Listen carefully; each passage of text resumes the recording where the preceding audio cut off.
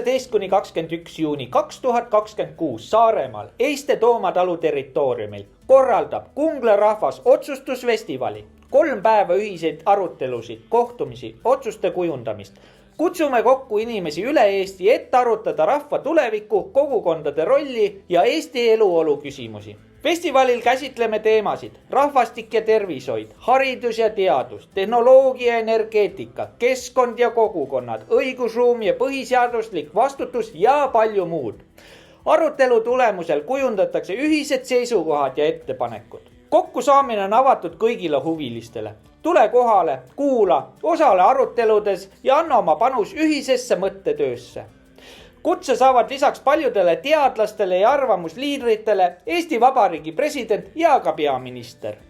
Kungla rahva otsustusfestival 2026, 19–21 juuni. Koha peal telkimisvõimalus, elav tuli ja inspireeritud inimesed. Sündmust kajastavad eestis.com, uudistekeskus.ee ja paljud teised alternatiivmeedia kanalid. Kuni hommik käes ikka nii. Kungla rahvas. Ühine jõud.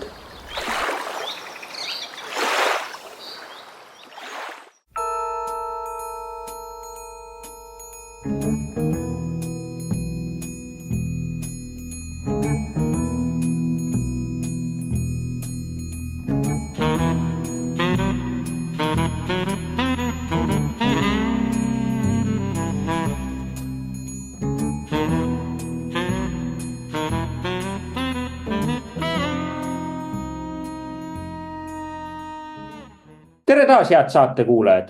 Saates osalevad elektriinseneri õppejõud Andres Saukas ning saadet juhin mina, Maarjo Maripuu. Tuntud sisulooja ja suunamudija on Konstantin Mõtiskleja ja uudisteportaali eesti.com toimetaja ning saatejuht. Tehnokrat alustab. Eelmine saade Tehnokrat 57 võeti hästi vastu. Samuti laekus palju küsimusi energeetika kohta nii Eestist kui mujalt. Jätkame tehnokraatlike teemadega, nii et täna siis sellised küsimused. Kas Trump päästab ka USA tuulikute eest? Kas Britte ei päästa rekordiline tuuleenergia? Palun, Andres. Tervist, mõistust ja tarkust, nagu ma alati teile soovin. Hakkame jällegi alateadvust, teadvust ja üliteadvust lahti pakkima. Ja ärge unustage neid 2 pildikest mul hõlgade peal.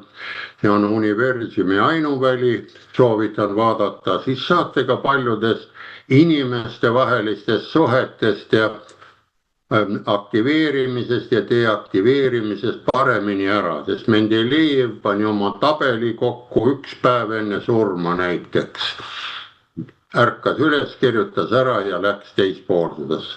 Nii, ja kuna saatel on head küsimused ees, praegu hästi suured ja võimsad 2 tükki, siis on tulnud mulle ka 3 küsimust ja siis 1 küsimuse panen ka saataja kuulajatele, vaatajatele ära. Ja küsimused tulid siin mõni nädal tagasi, hiljuti oli lihtsalt ja keerutamata 95 saade. Pealkirjaga vastupanu ja alternatiivsed liikumised. Ja nüüd ongi küsimus, kuna seda saate vaatasin ära ja lõpus tekkis selline imelik küsimus ja küsingi praegu, Maarjo, sinu käest, kas neid tehnokraadi saateid on vaja veel teha edasi? Ja põhjendus lihtsalt eeldus on selline, et sellest saate lõpus Tõnu Kalvet soovis veel 1 selgitavat saadet saada. Aga sellele soovile sai ta Kertu Luisult vastuse, et sellel teemal ei ole mõtet enam nämmutada, ehk korrata ma tõlgiks võib-olla ära, sest meie saateid ei vaatagi sellised inimesed, kes vajavad käsitsi juhtimist. Aga kuna ma olen pedagoog, siis ma näen, et kordamine on tarkuse ema ja võin tuua sisse Otsana Sredini, tema ei juhtinud käsitsi ka eetlit, pani eeslile porgandi nina ette ja ise lösutas seal, sõitis, ajas porgandit taga, ei olnud vaja kamandada. Ja nüüd siis, kui saate need küsimused 2 ära, siis Marju, küsin sinult, kas on neid vaja ja käsitsi juhtimisega, selle vastad ära. Ja siis tulid teised kaks küsimust nüüd suuremalt rahvamassidelt, tehnokraatidelt. Et milleks oli vaja? Esimene küsimus kohe nendel tekkis, miks Läänemaa põlisrahvaste valitud esindaja Lembit Tõnts tahab Eesti Vabariigi killustada. See on Platoniga hakkame nüüd tegelema, loogika, tema ju rääkis vabariigist, tegi selle oma ühe raamatukesega. Siis oli selline, paneme eeldusega kokku, vastan oma arvamuse vastuse ära. See eeldus ehk määratlus, ta ise selgitas, ta võib olla isa poolt läänlane ja ema poolt võrukas, ehk hommikul on ta üks ja õhtul teine põlisrahvus. Ja tema väide, seal jooksis ka, eestlane saab olla ainult soovmõtlemise järgselt. Ja nüüd tõestame teda siis, mis see asi võib oodata. Et teda saab valida sellisel juhul, kuna Eesti Vabariiki ta nagu ei poolda või killustab, saab teda valida väikse kogukonna juhiks. Ta saab olla näiteks külavanem. Ta tahab külavanema kohta. Ja nüüd kellele see on kasulik, nagu Platon alati küsib, et miks ta niimoodi rääkis. Võtame kohe jälle selle idee, kasu on päris julm kasulikkus võib tulla. Vaatate ka eesti.com-is, seal oli selline liikumine nagu Narva Rahvavabariik. Nii et nemad saavad sellest ilusti killustamisest ka idee. Eelduseks Narva Vabariik ja väide, nemad võivad olla samuti põlisrahvad, ainult räägivad vene keeles. Ja tõestus, kellele see kasusaajaks on suurfirmad, riigid ja nagu nüüd räägitakse, et globalistid ja ära. Ja lihtne vastus, killustunud jõudu on lihtsam oma huvides ära kasutada. Ja nüüd lähmegi siis suurema asja mehe juurde ja küsin teie käest, kõigi käest, miks Trump ei taha USA-d killustada, alustada väiksemalt pihta, vaid pani kohe kõik magama, nagu ta süsteemi pani, suurte tähtedega, punased müksid, maga on peale kirjutatud. Seal ütleb ikka, et vaja teha see killustunud ja väike riik suureks. Ja võtab endale ilusti suured vajalikud sellised ülesanded ette. Ja vaatame siis nüüd esimest küsimust, kus ma hakkan toetama Trumpi tegevust, mitte nüüd siin selle Lembit Tõntsi tegevust. Et võib ka niimoodi, aga kui on vaja, siis võib ju Trumpile pakkuda välja ja Marju sinna öelda ka, kes Ameerikas elab, et pakuks välja killustumise sellise rahva pisikeste põliselanike killustamine teeb ka Ameerika suunaks, suureks. Kas usuvad seda? Ma ei usu, sest tehnokraadid, korporatsioonid ja korporatsioonide juhid on suurfirmad ja suurfirmadel on alati äriidee. Nii, ja lähme nüüd slaidide juurde, muidu see saade läheb päris pikaks. Nii, esimene küsimus meil oli, kas Trump päästab nüüd USA tuulikute eest? Näete, ja siin on nüüd õppematerjal, mis minusugusele lollakale tehnokraadile meeldib, kes sai teada, proovib inimesi nagu pedagoog käsitsi juhtida neid õpilasi. Kuigi ma käsitsi ei taha juhtida, mulle möla on ära ja ma võin öelda ka see minu möla, kui tahate vaadata tehnokraadist saate 600 või niimoodi vaatajaid on, kommentaare ei ole, tähendab saade on väga igav ja kõigile mitte vajalik. Aga tõmbame lahti Nõmme raadio, seal neljapäevase saate on seal Igor Gräzin, kes viimases saates ütles, et ta on ainukene meditsiinitegelane, tõmbas Viktor Vassiljevile ka joone vahele ja reedel on ka keegi ja nendel on seal tuhandetega vaatajad, nii et see oligi küsimus, kas tasub seda tehnokraati edasi teha.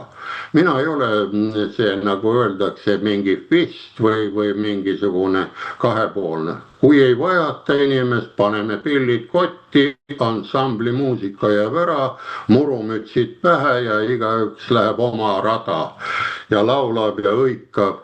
Hunt on metsas.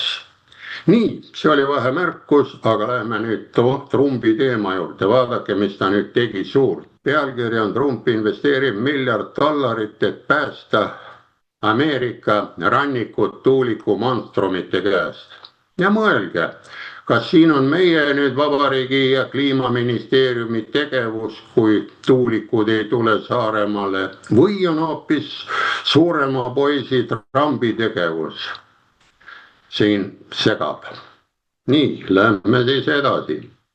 Ja võtame nüüd asi käsile, jätame selle Eesti väiksuse või suursuguse Eesti rahule, sest siin on kuidagi tagurpidi, sest ühe lause võin öelda, sest me olime ainukene riik maailmas, kes kasutas ja lõhkus ja tahtis 2 kraanikausi poliitikat ellu viia, et ühes kala pestakse ja teines liha ja sellega need külasööklad ja kohvikud suretati välja. Nii, ja lähme siis. Bideni administratsioon raiskas miljardeid maksumaksja dollareid, et sillutada USA rannikut ebaefektiivsete tuuleparkidega. Nüüd astub samme president Donald Trump.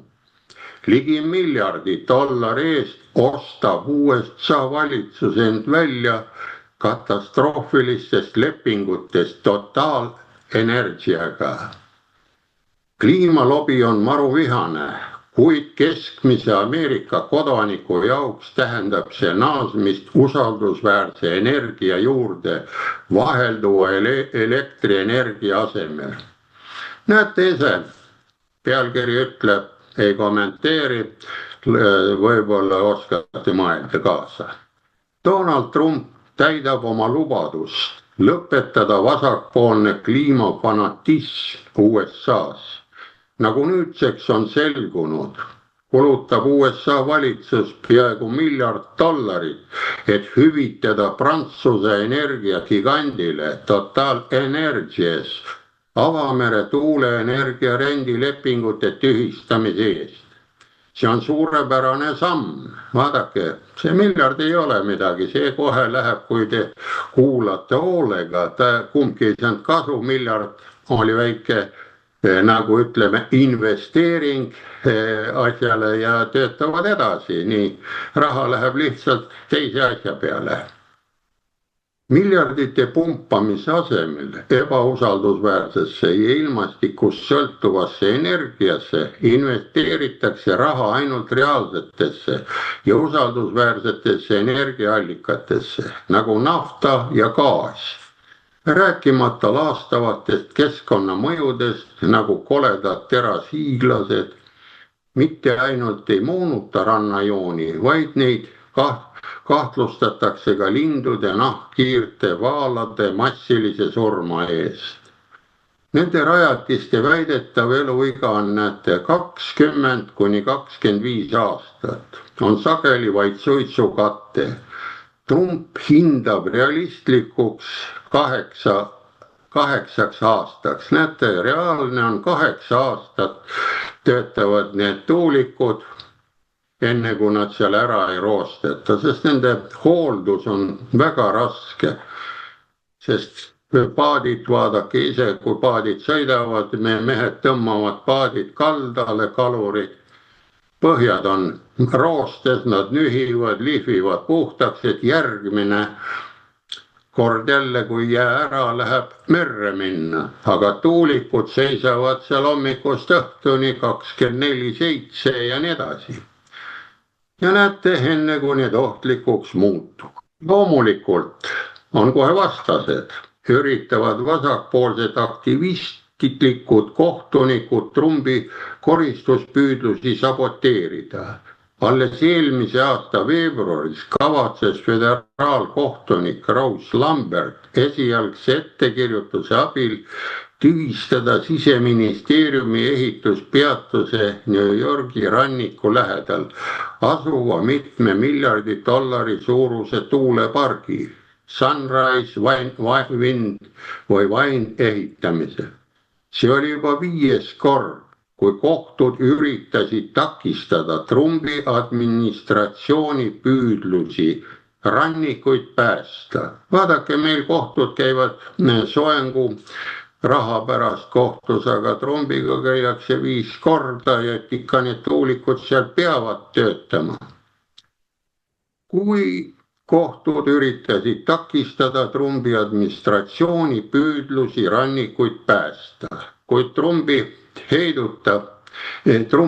ei heiduta sellised juriidilised takistused, arvestades energiahindade tõusu, geopoliitilise kaose ja Iraani vastase sõja otsesest tagajärgi. Vajab Ameerika energiajulgeolekut, mitte lihtsalt muinasjutte ehk rohepesu fantaasiaid.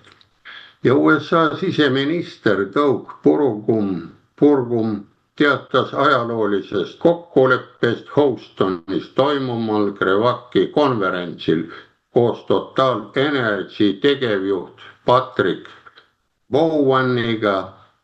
Prantsuse ettevõte loobub oma rendilepingutest New Yorgi Põhja-Californiku ranniku lähedal ning kohustub enam mitte arendama uusi avamere tuuleparke USA-s.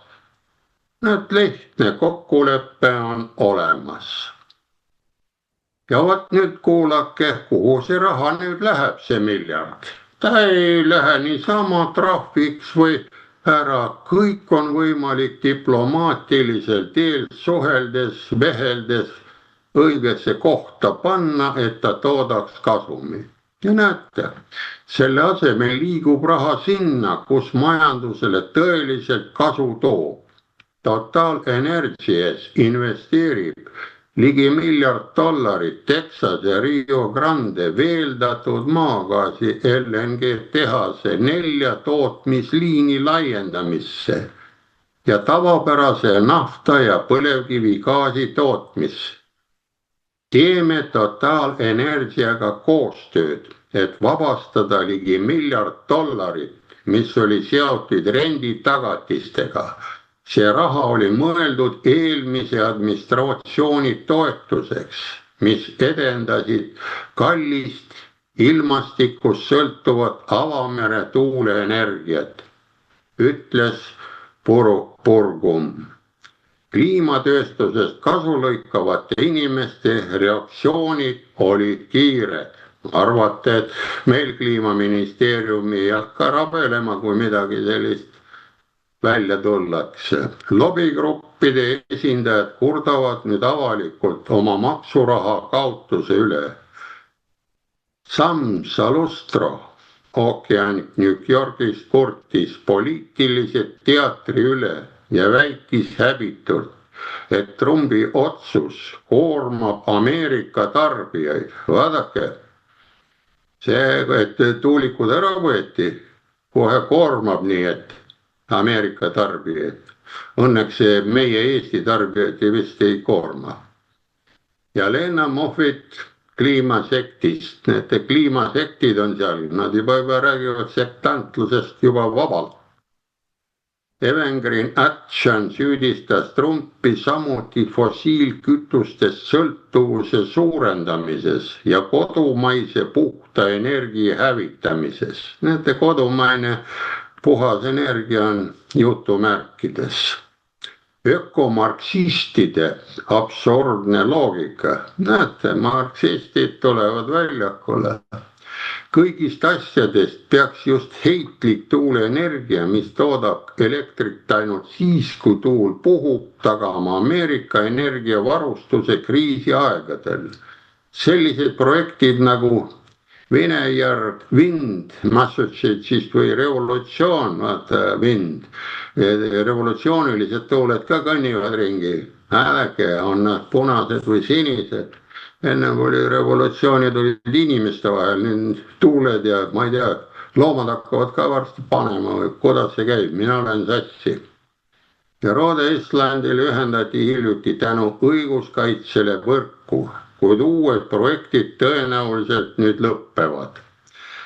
Näete, asi pandi paika, miljard läks ühest kohast, läks ta õieti, hakati tegema ja liigume siis edasi. Aeg on, nagu öeldakse, limiteeritud ja peame liikuma. Ja ongi teine küsimus, mis meil oli, kas Britt ei päästa rekordiline tuuleenergia.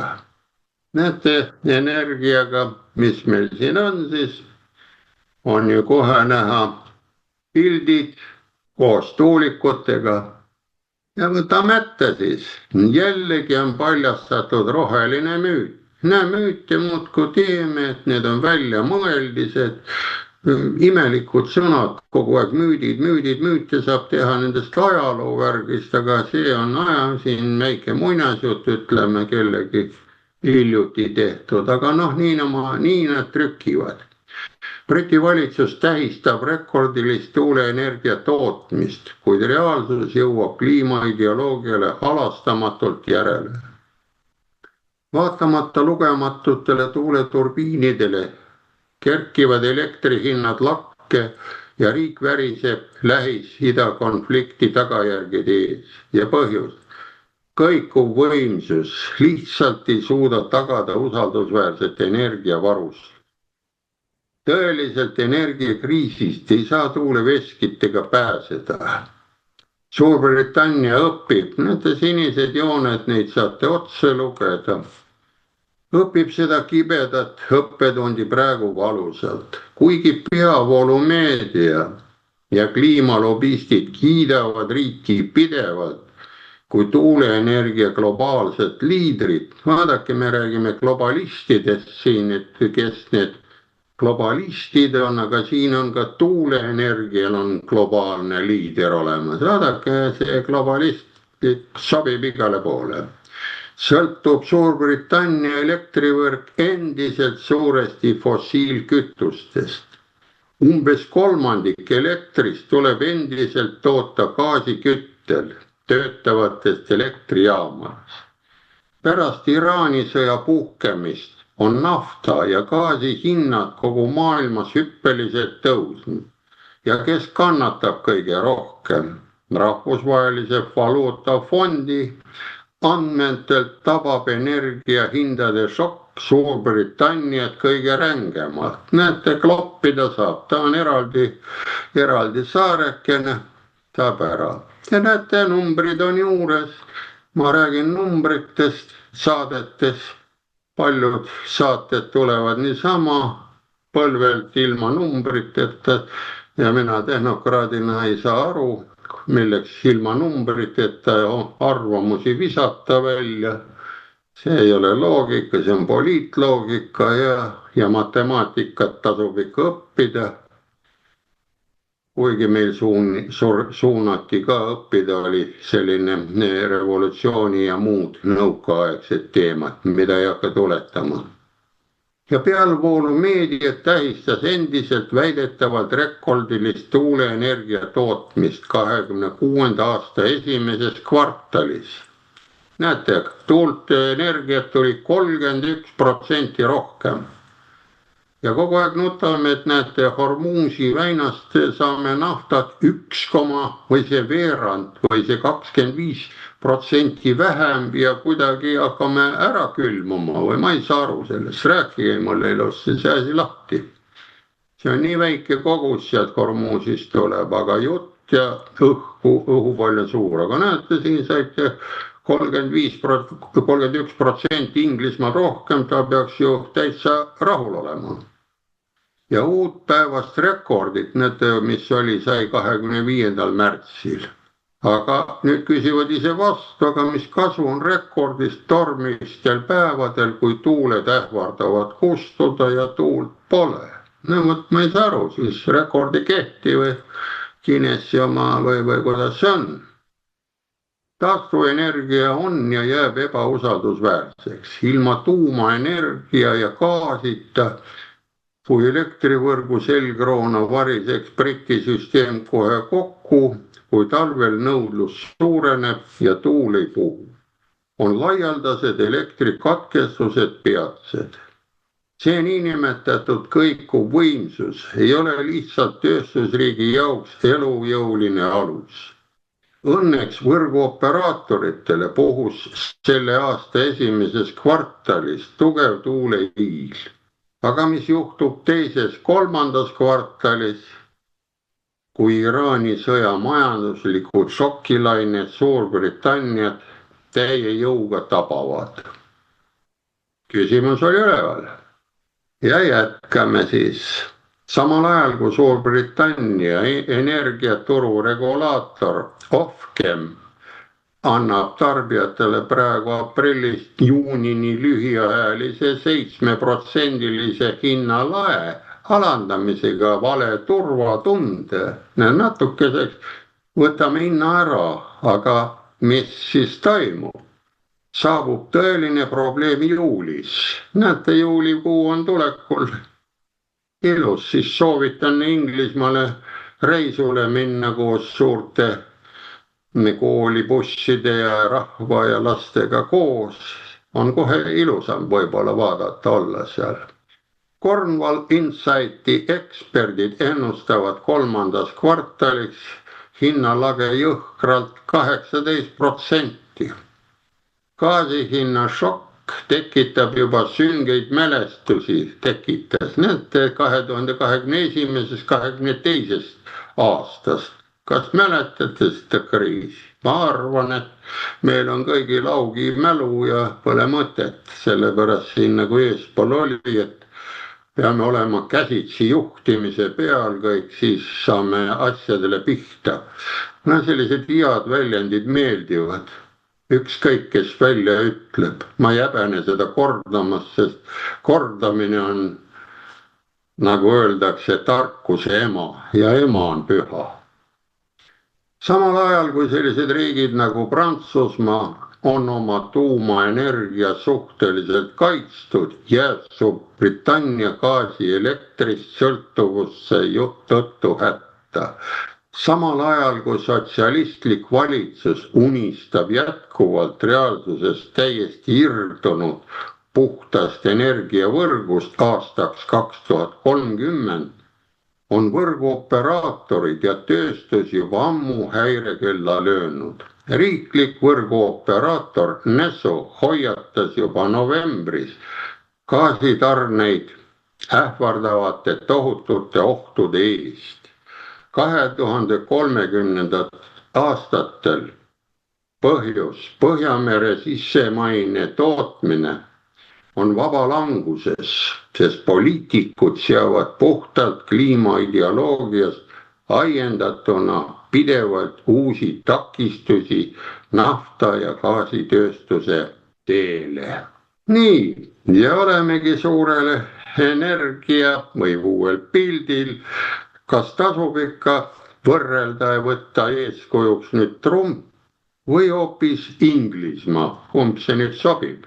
Ja aitäh sulle, Andres. Siinkohal saate alguses esitasid mulle küsimusi, õigemini vaatajad või Tõnu Kalvet. Ma siis põhjendan selles suhtes, et põlisrahva liikumise lõi kadunud Kalle Eller 2002 aastal, kui ta sai aru, kuhu suunda Eestit üüritakse liitumisega Euroopa Liitu. Täna me näeme seda, et Euroopa Liit üritab minna niisugune föderaliseerumise teed, täpselt nagu USA. Ja siin sa tõid välja, et kas USA on killustunud, siis tegelikult võiks öelda seda, et tegelikult USA on kogu aeg killustunud, sellepärast et ta on osariikide kogu. See ongi föderatsioon. ja ütleme niimoodi, et kui Euroopa Liitu surutakse USA suunda, noh, siis võimegi tulevikus näha, et Eesti on nagu mingi föderatsiooni osa, mitte ei ole iseseisev riik. Ja siin ütleks seda, et kui Kalvet süüdistab põlisrahva liikumist kuidagi killustumises, siis ma võiks öelda seda, et killustumine hakkas juba ennem pihta, kui nii-öelda põlisrahva liikumine üldse loodud sai.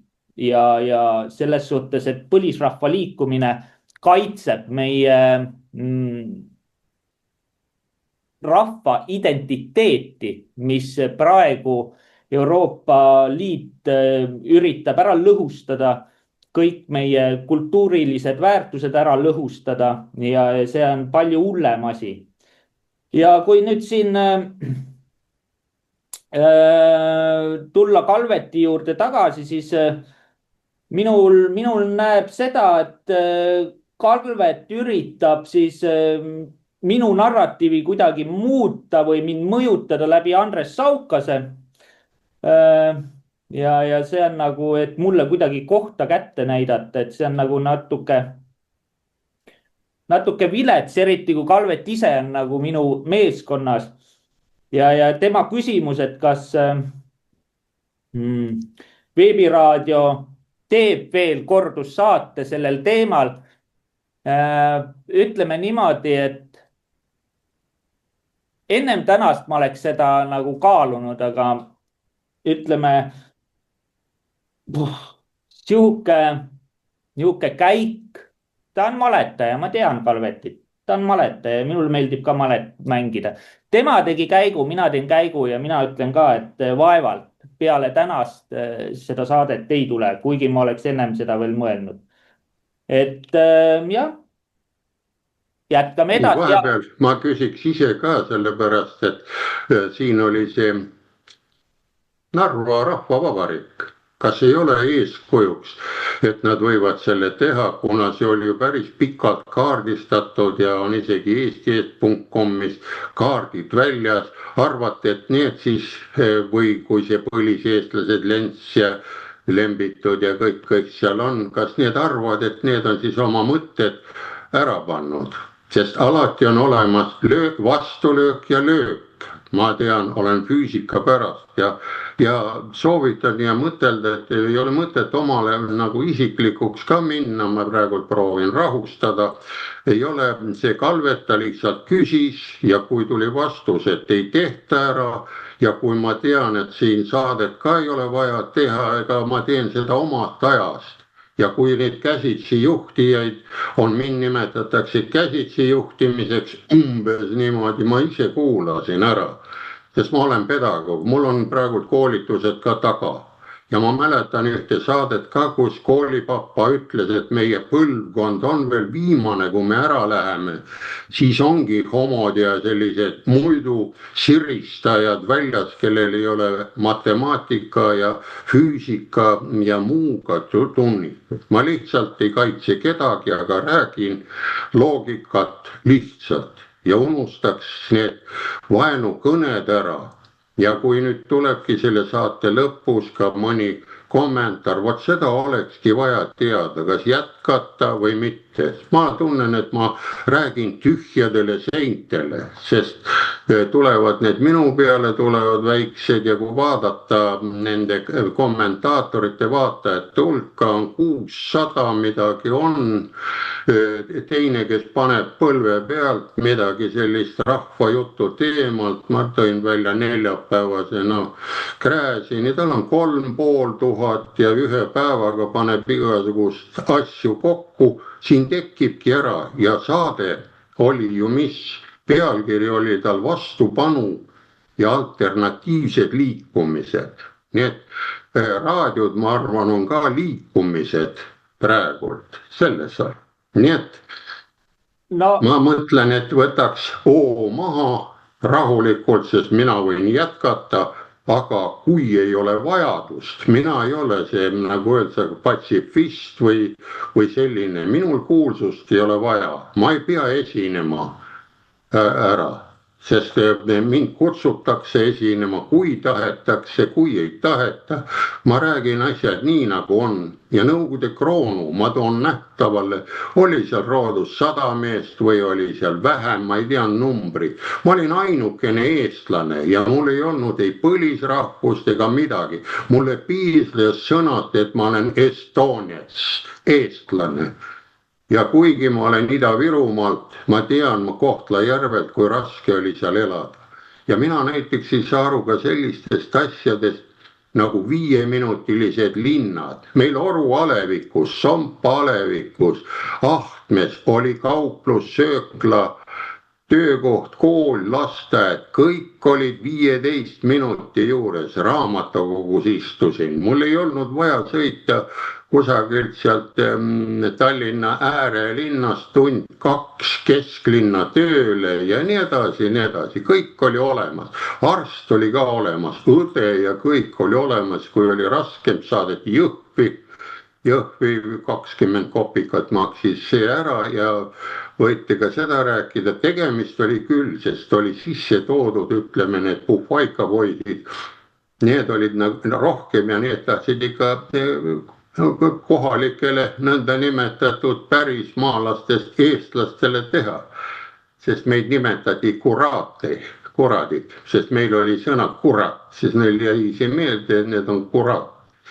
Nii et ma ei oska siin selle kohta midagi öelda, ma olen need kõik asjad läbi põdenud ja siin kui küsimus on, siis lihtsalt on küsimusele vastus ja võtame teise poisi, kes oli see, kõndis Kreeka linnas ringi, tal oli ära, otsib inimest, taga ma ei hakka nimesid ütlema, Avicenna on ka kunagi liibinud sinna, kui lööte sisse, on suured ära. Tema ütles, et inimeste suhtlemisel või ravimiseks on esiteks on sõna, kui sõnadest aru ei saa, siis tuleb ravim ja ravim ei ole, on nuga. Noh, see tähendab relv.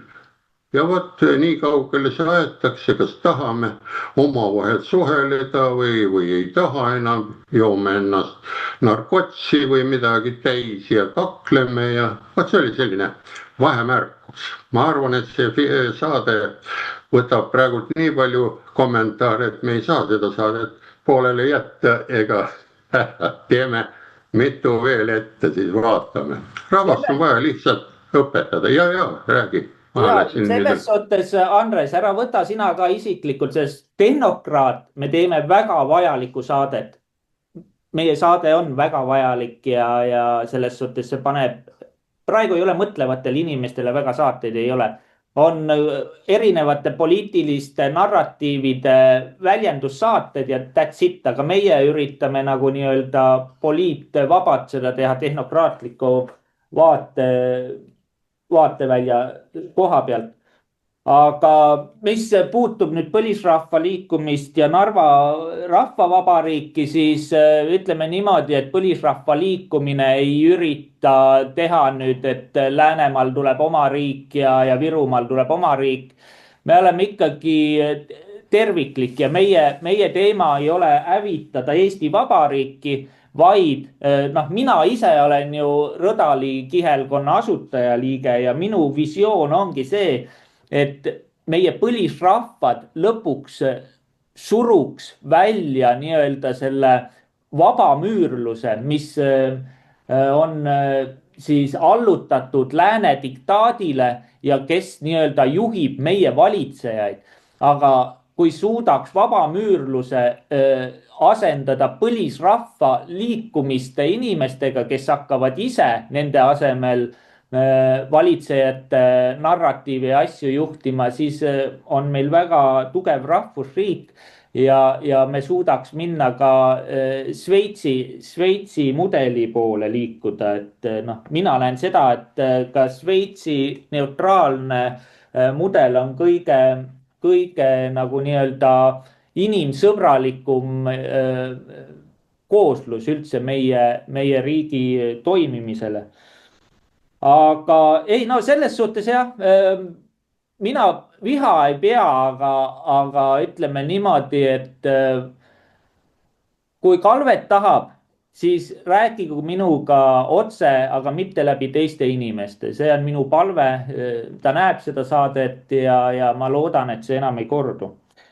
aga siinkohal. aga näed, nüüd sa ütlesidki, mina olen kohe nõus sellega kuulama, et ikka pead ühe saate tegema ja võtma rohkem rahvast sisse, erinevaid ja nii edasi, nii edasi.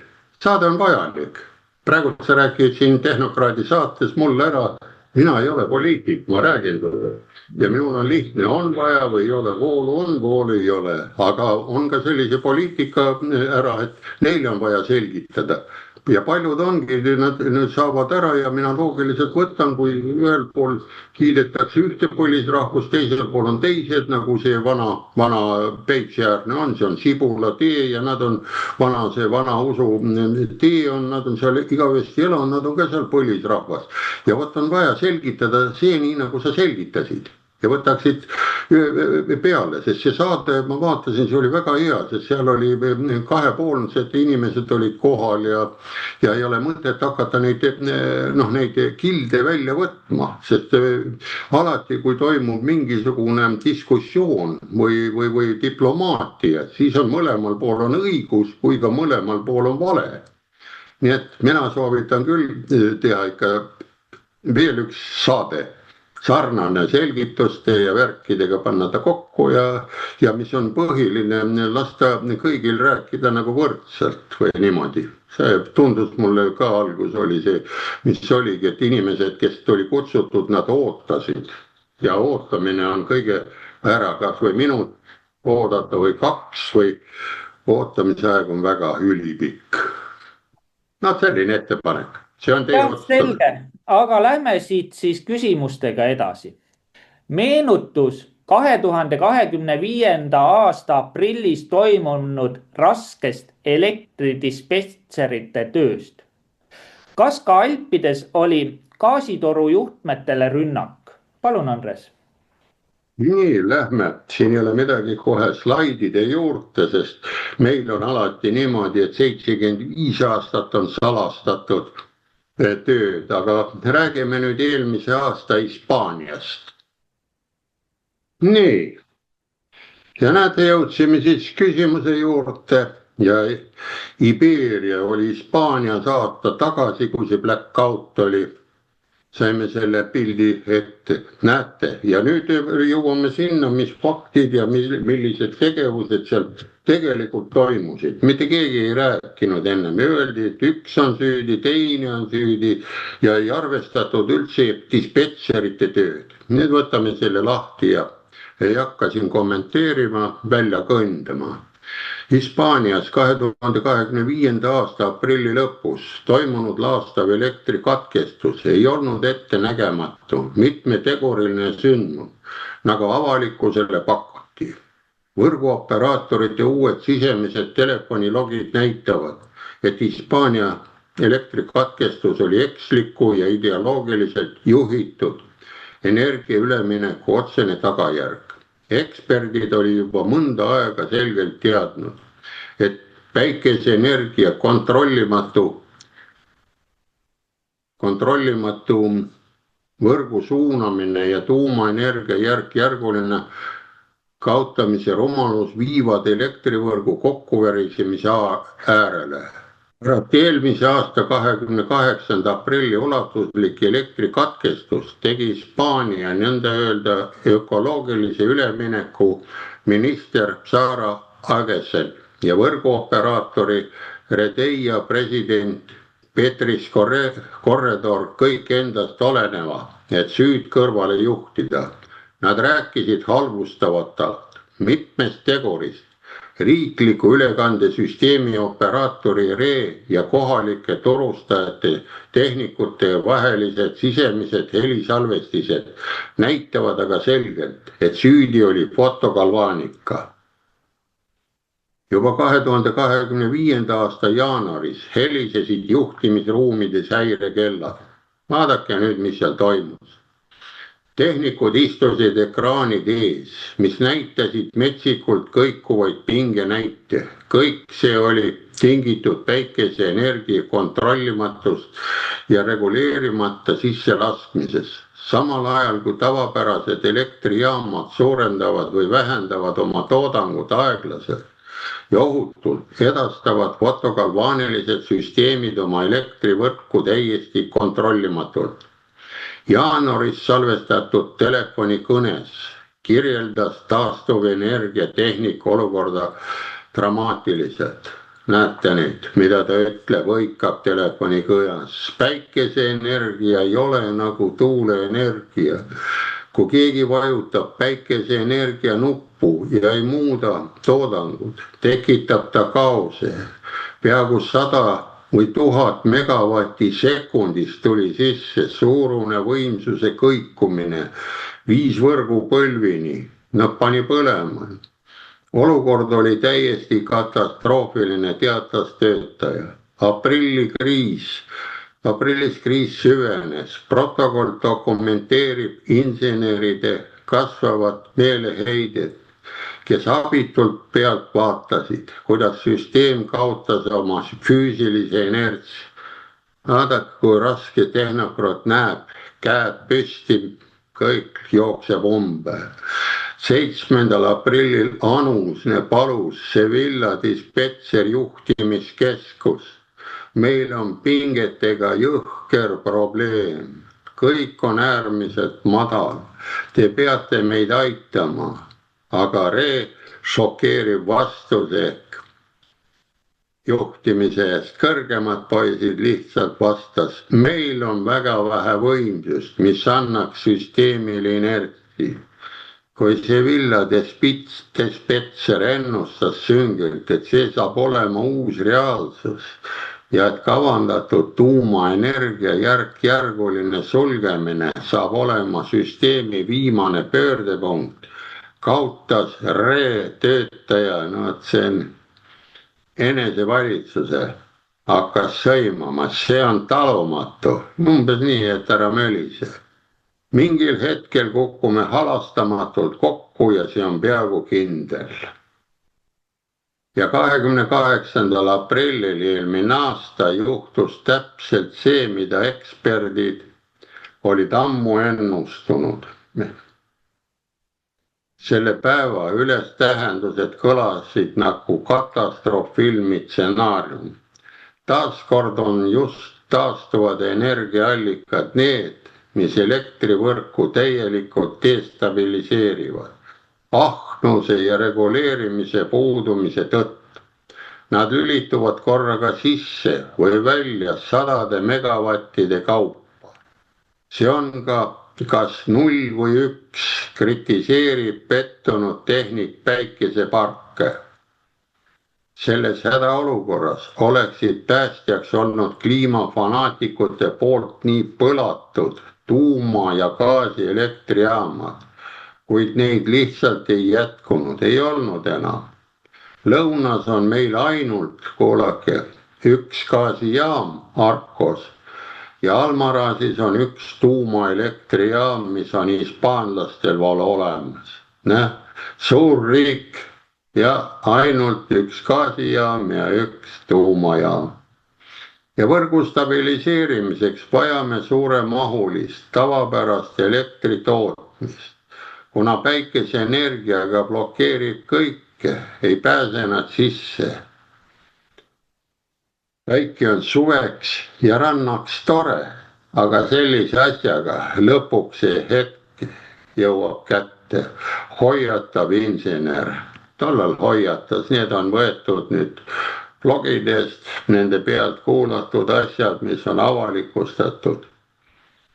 Sest kohe ei viitsita ja otsitakse ju vigu, keegi vangi panna, aga näete, dispetserid ei saa vangi panna, sest nende kõne on ja nad hoiatavad. Kui nad oleks vait, siis oleks muidugi dispetser on süüdi, et sul voolu ei ole. Tema kolleeg Sevillast lisab kuivalt, ühel päeval kogeme tõeliselt ulatuslikku elektrikatkestust. Zero korda, ütleb ta. Ja see päev oligi 28. aprill 25. Nii, saite nüüd siis pihta, mis toimus. Ja lähme kohe teise küsimuse juurde, näete Alpides, kas oli seal midagi ka või ei olnud. Rünnak Alpide ülesele torujuhtmele viis Lõuna-Saksamaa kütusepuuduse äärele. Vaadake, see oli siin aprillikuus, aga kütust ei tule ega tule kuidagi juurde, aga võin teid öelda, et jutud ja sellised käivad ka Nord Streamide juures, asjadega toimetatakse salaja, vaikselt keegi ei räägi meile ainult. Ja sihipärane sabotaažiakt Põhja-Itaalias halvas märtsi lõpus mitmeks päevaks toornafta tarnimise suurele osale Lõuna-Saksamaast. 3 päeva jooksul ei voolanud must kuld enam üle Alpide Saksamaale. Ainult olemasolevad kohalikud varud hoidsid ära bensiini ja diiselkütuse tootmise täieliku seiskamise. Olete sellest kuulnud? Arvan, et ei ole, sest see sobib kohapealsed klatsid paremini ja panna. Ilma kohalike reservideta oleksid Lõuna-Saksamaa bensiinijaamades märtsi lõpus või aprilli alguses tõenäoliselt tekkinud varustusprobleemid.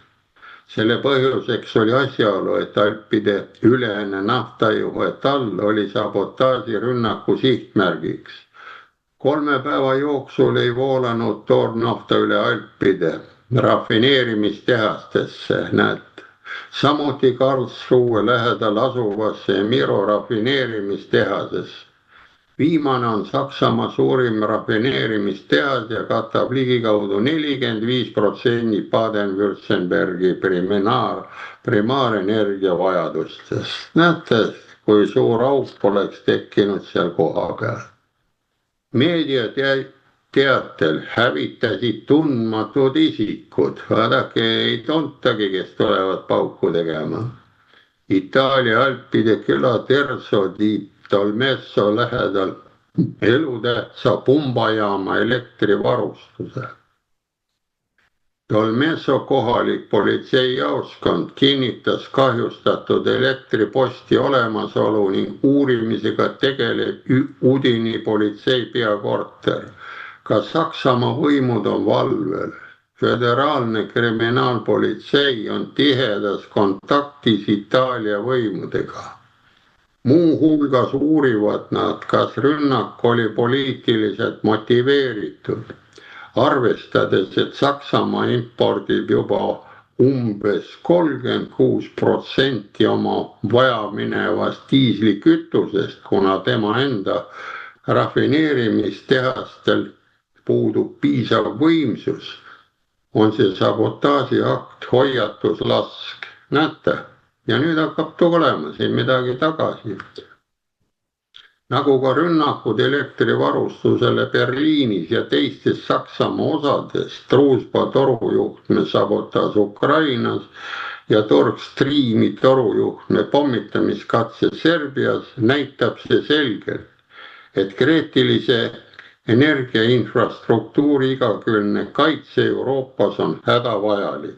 Ja kuigi selle rünnaku toimepanijad on siiani teadmata, on juba teooriaid. Vaadake, teooria, motiivid, need tulevad sisse eeldus ja väide, nii nagu on, aga mõrva uurimisel on motiiv, kellel see oli kasulik. Lisaks näete, mis pakutakse välja, lisaks Ukraina vägedele võivad vastutavad olla ka radikaalsed kliimaaktivistid. Viimane on aga tõenäolisem, eriti kuna rünnaku sihtmärgiks oli energiavarustus, mitte naftavarustus ise. Torujuhe, mis kulgeb Aadria meres sadamast Tiresest Austriasse ja Lõuna-Saksamaale ning toimetab iga päev põhja poole üle 100 000 tonni naftat, on lihtne sihtmärk igasugustele ekstremistidele. Nii, tulime suurele pildile, näete, seal pakutakse ka isegi Austrias Saksamaal, et need võivad ka olla siin meie naabrid Ukraina poisid ja kes seal patsu võivad teha ja potsu. Nii et, mis sa arvad selle asja kohta? no ütleme nii, et ega maailm on täna täiesti tagurpidi pööratud ja ega tegelikult siukseid akte võib juhtuda lisaks Alpidele igal pool mujal veel, et paraku me elame sellises keerulises ajas aga see on väga hea, et täna Andres selle ilusti välja tõid ja annad ka meie kuulajatele ja vaatajatele taas mõtlemisainet, et tegelikult kõik ei tiirle ainult Venemaal ja Ukrainas või Iisraelis ja Gazas, et tegelikult on niisuguseid koldekesi võib tekkida üle maailma igale poole. Aga siinkohal me olemegi selle saate küsimustega oleme ju jõudnud lõpusirgele, et ma arvan, et järgmine kord siis uute küsimustega taas teieni ja kõike head ja nägemist.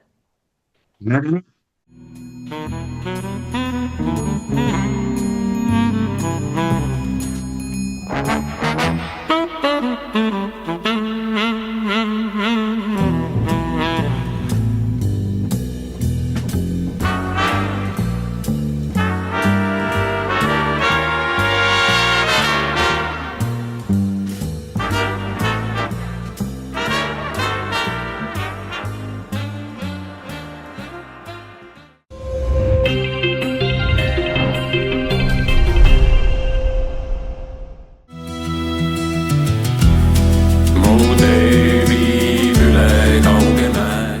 19–21 juuni 2026 Saaremaal Eiste-Tooma talu territooriumil korraldab Kungla rahvas otsustusfestivali. 3 päeva ühiseid arutelusid, kohtumisi, otsuste kujundamist.